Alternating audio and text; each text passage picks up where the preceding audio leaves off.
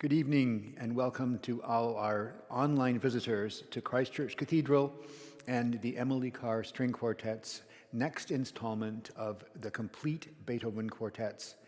Again, the quartet is returning to one of the works from Opus 18, the very first collection that Beethoven published. And it is, I think, somewhat important to point out that too often in historical writings about these works, they've been kind of dismissed or condescended to as being essentially either Haydn-esque or Mozartian. But in actual fact, they're extraordinarily innovative and very much products of Beethoven's intense and ambitious musical personality. One of my favorite quotes about early Beethoven is from Charles Rosen, who said that you will never find 12 consecutive bars that could have been written by anybody else but Beethoven, beginning with Opus 1. And the Opus 18 quartets are in many ways the culmination of this ambitious young genius's efforts to establish himself as a new leader in the musical center of Western Europe. So they are extraordinarily mature, but also very path-breaking and innovative. As it turns out, the work that you're going to hear tonight, which is Opus 18, number 1, and therefore Beethoven's first published string quartet, was probably the second one that he wrote. But that's thrown into a little bit of disarray anyway, because he revised it in the 2 years after it was first written. He revised it so extensively that he told his friend Karl Amenda, that's a great way to remember the guy's name because he amended the quartet. Beethoven wrote him and said, "Please don't show this to anybody because I've almost completely rewritten it. Now I know how to write a quartet." And uniquely amongst the early chamber works of Beethoven, this was published in a collection of 6, which is characteristic of both Mozart and Haydn, and written at a time when Beethoven's study of Haydn and Mozart quartets was quite deep and quite extensive. However, there was also an interesting composer of quartets whose last name was Förster, and at many a gathering when people would read chamber music together, his works were composed, or his works were sight-read and played and remarked upon. And one historian has pointed out, they were remembered not for their obedience to the style prevalent during the day, but to their innovative qualities, their groundbreaking and rule-breaking qualities, their humorous qualities, and the technical demands they made on the performers. Beethoven would have been intimately acquainted with these quartets as well. It's always interesting to find out that there was somebody else, as well as Haydn, Mozart, and Beethoven, operating in Vienna at the time. So Beethoven received a commission from Lobkowitz, from Prince Lobkowitz, who also at the same time, keep this in mind, commissioned some quartets from Haydn. They were in the later part of the 1790s. And Prince Lobkowitz employed a string quartet led by somebody with the wonderful name Schuppanzig, who would read and give private concerts or private performances of the works to invited guests. So almost certainly, before these were published in 2 sets of 3 in July and October of 1801, they had been heard by a number of people. As a matter of fact, on December 8th, 1800, somebody Beethoven was very fond of, named Countess Josephine von Dame, had this work and had other works performed in her home, and Beethoven's were judged to be the best of their kind. An interesting speculation from the great musicologist H.C. Robbins Landon suggests that Haydn's quartets were probably invited to be performed there too. But Haydn had stopped writing comic operas after Mozart's Marriage of Figaro. He'd stopped writing piano concertos after Mozart's arrival in Vienna. And so it's quite possible he did not want to be there with his young pupil, Beethoven, being pronounced the best of their kind. So he retired, graciously, but retired anyway. So the work you're going to hear is a 4-movement work of colossal magnitude. It's one of the very longest 4-movement instrumental works that Beethoven would write until the Eroica Symphony some few years later. So this is, as I said, a very ambitious young composer. The first movement will begin with something that can best be described as one of Beethoven's greatest motives, a motive being something like a fragment of melody, this one with tremendous rhythmic profile, potential, and thrust. And throughout the work, we'll have ingenious passages of counterpoint.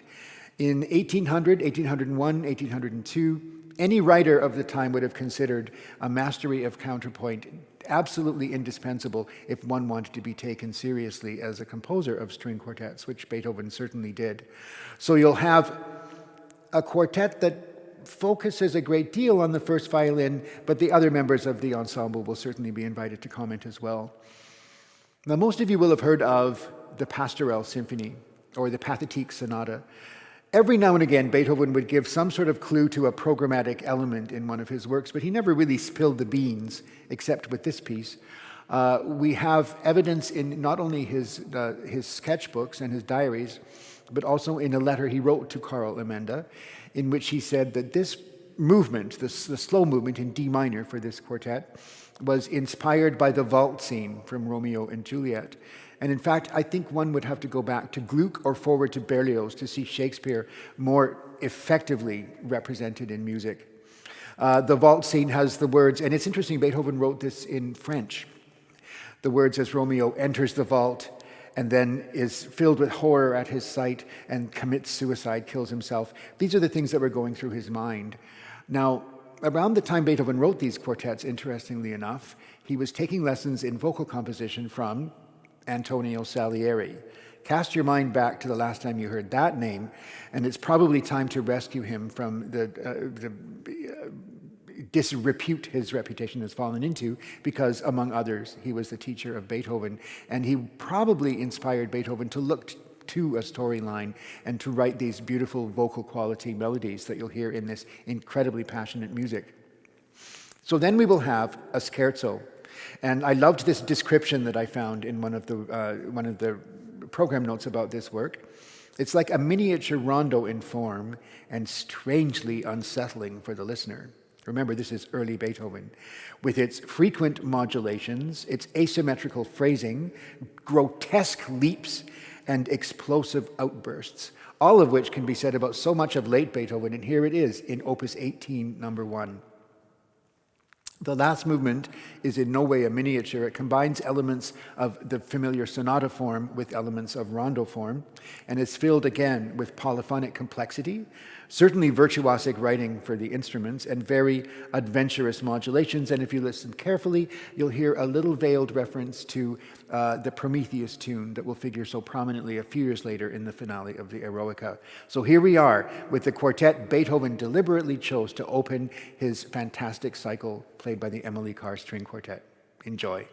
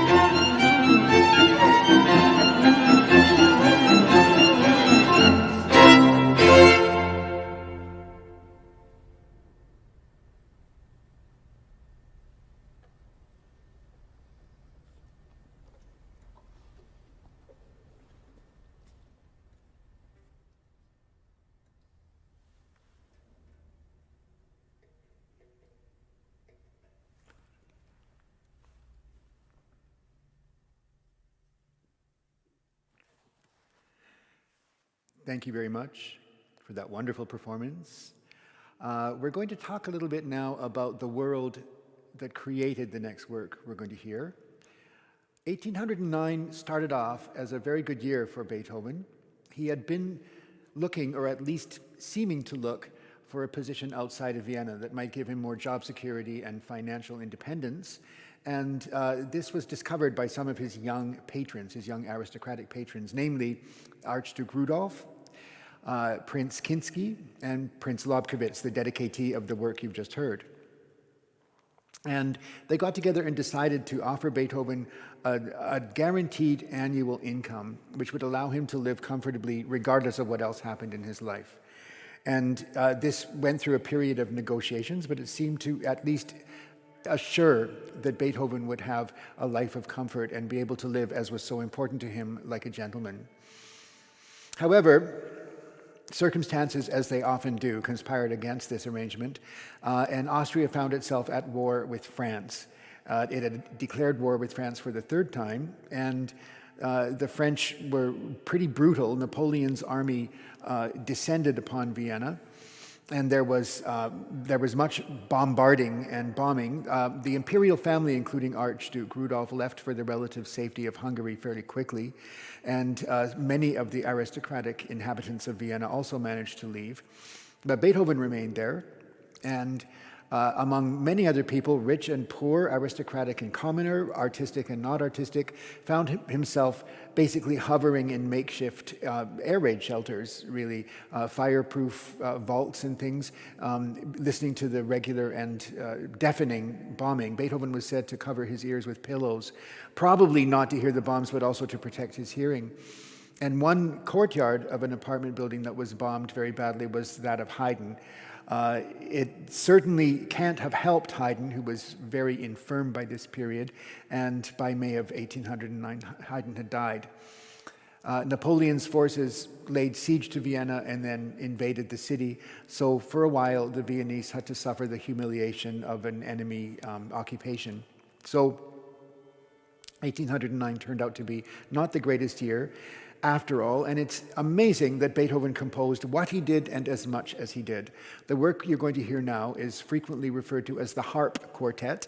It occupies the Opus 74 position all by itself, unlike the 6 Opus 18s, and like them was dedicated to Prince Lobkowitz. Interestingly enough, some of the most significant works Beethoven composed during this year were also in E-flat major, a key described as genial and resilient by one of the writers that I consulted. This would include the Emperor Piano Concerto, by the way, and a very popular piano sonata called the Les Adieux or Les Beaux or Farewell Sonata. I'm going to mention that in a second. Now, like so many of the works of Beethoven that have nicknames, including the Moonlight Sonata, the harp was not given to this piece by Beethoven, but by his publisher. And it refers to a wonderful series of pizzicato passages that occur in the first movement. And I think it's worth mentioning that pizzicato passages had occurred in early symphonies by Haydn, in many of the quartets by Mozart and Haydn, and other composers, quintets by Boccherini, for example. But Beethoven, as he will do later with the trill, elevates the pizzicato to something more than a little sound effect or an ornament. It becomes a sound world in this piece and then later. If you can hearken your minds back to a work that had premiered only a few months before Beethoven wrote this, on December 28, 1808, simply by changing the orchestral color from woodwinds and brass to pizzicato, Beethoven changed the whole sound of the scherzo from the famous Fifth Symphony, which will also, I think, you'll be reminded a bit of that. So what seems on the surface to be a genial and lovely piece is actually very complicated and quite tormented. It's been suggested that Beethoven may have meant this as a kind of affectionate farewell to Haydn. This may be borne out by the fact that a three-note motive appears when the hero of the opera Fidelio says farewell at the opening of the piano sonata Les Adieux, which is an affectionate farewell to Archduke Rudolf, which Beethoven didn't complete until he came back to Vienna, and then this work. It has, again, a beautiful slow movement, but a complicated one with extremely emotional harmonies and melodies, and a really exciting third movement. It's described by one of the writers as fast and faster, and at the end there's probably the most complex cadenza Beethoven wrote in his later works for the violin, which goes through a number, for the first violin, which goes through a number of chromaticisms and excitements until she's basically brought back to the world of reality by the other players. So this is commonly known as the Harp Quartet, and something that you may want to ponder as you're listening to it is that a number of writers have referred to it as the gateway to the late quartets. This is in some ways the first of the late Beethoven quartets. So thank you again for being here and joining us as we work and live and play on the lands of the Lekangman and Esquimalt peoples. And we'll see you at the next concert. Thank you.